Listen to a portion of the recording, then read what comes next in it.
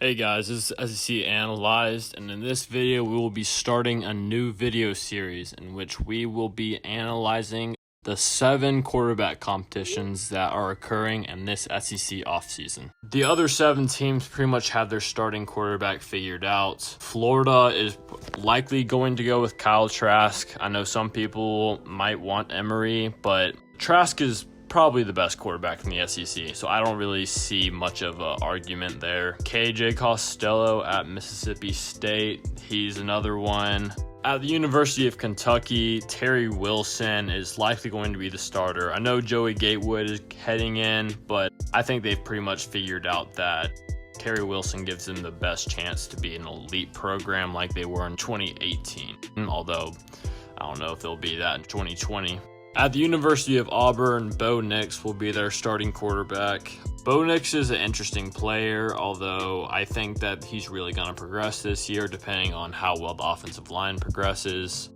LSU with Miles Brennan, I think that's pretty stable, and I think that's who they're going to go with. Texas A&M will obviously be going with Kellen Mond. I'm very high on Haynes King, and I think he'll be a great quarterback for them in the future. I think everyone knows this is going to be Kellen Mond's team with Jimbo Fisher, see if they can do something special this year. At the University of Missouri, some people might argue that Taylor Powell could potentially be the starting quarterback. He played a couple of games when Kelly Bryant was out with an injury, but Sean Robinson, the transfer from TCU, Sean Robinson puts them in the best position to win games, and that's the quarterback that they're going to be going with. In my first video, I will be analyzing the quarterback competition that will be occurring this offseason at Ole Miss University.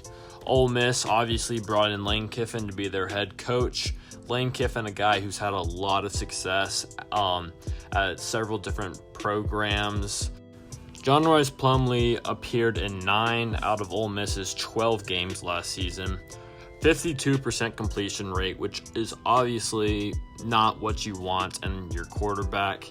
He did not break 1,000 yards for the season, which, I mean, yes, you can say that he only played 9 games, but that's still barely over 100 yards per game. So that's a little bit worrisome. He didn't have a huge yards per attempt. And his touchdown to interception ratio obviously isn't great. 4 passing touchdowns, 3 interceptions. But the thing that stands out to me last year are his stats in big games. I will be just pulling from 2 games, but if you combine his statistics versus the University of Alabama and the University of LSU, his average in those games is 295 yards from scrimmage, 3.5 touchdowns per game, and 1 interception per game. Those touchdowns being rushing and passing. He performed very well. I know Alabama didn't have a typical Alabama defense, and LSU's defense had a couple rough patches here and there. But Rhys Plumlee, in his 2 biggest games of the season, performed very, very well. He played better than Matt Corral ever did in those kind of games. I think that's a huge indicator on who will be the starting quarterback, is, you know, who the coaches trust in those big games. Matt Corral obviously has more games under his belt. Matt Corral appeared in 14 games over his career compared to just 9 by Rhys Plumlee. Passing stats are better, not by a long shot. I mean, 8 to 4 touchdown to interception ratio over 14 games is not that impressive. His passing stats are better than Rhys Plumlee. Obviously, he has more attempts. He has more touchdowns, more interceptions. He's just been exposed to more as a quarterback in the SEC. But his rushing stats, I mean, you can't really compare them to Rhys Plumlee. He doesn't add that aspect of the game. There's promise in both of these quarterbacks. Where this quarterback competition really begins and ends is, who can Lane Kiffin do more with? Lane Kiffin, I mean, I think he's a chameleon. He's played with all different types of quarterbacks. You saw him coach Blake Sims, who was basically a running back. Then you saw him play with Jake Coker, who was at best a system quarterback. Then you saw him go back to Jalen Hurts, who You know, I've always been high on Jalen Hurts, but his freshman season, I mean, he was not an elite quarterback. Lane Kiffin being his head coach is what got him SEC Freshman of the Year, and that defense, of course. There's not going to be a clear answer as to who is going to be a better long-term quarterback, especially as a fan.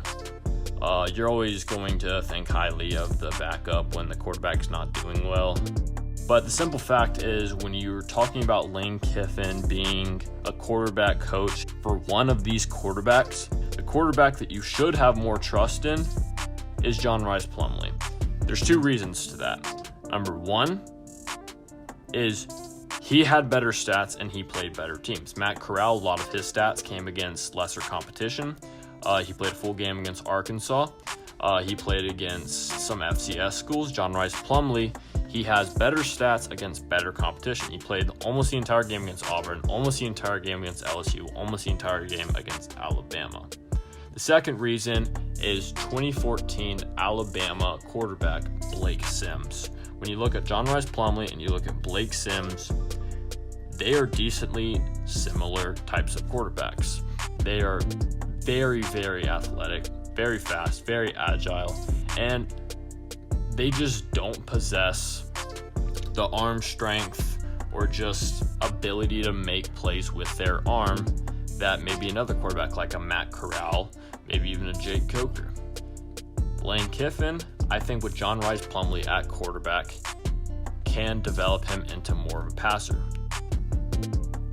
If Rhys Plumlee can become more consistent with his passing game, especially with great other talent on that offense, like Jerrion Ely, Elijah Moore, and Jonathan Mingo, that can be a great offense next year.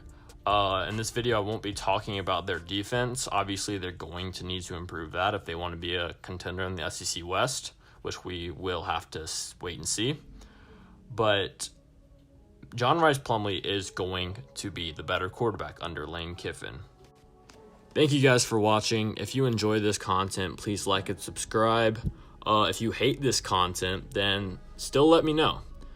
In my next video, I will be going to Fayetteville, Arkansas, and I will be analyzing the quarterback competition they will have there this offseason.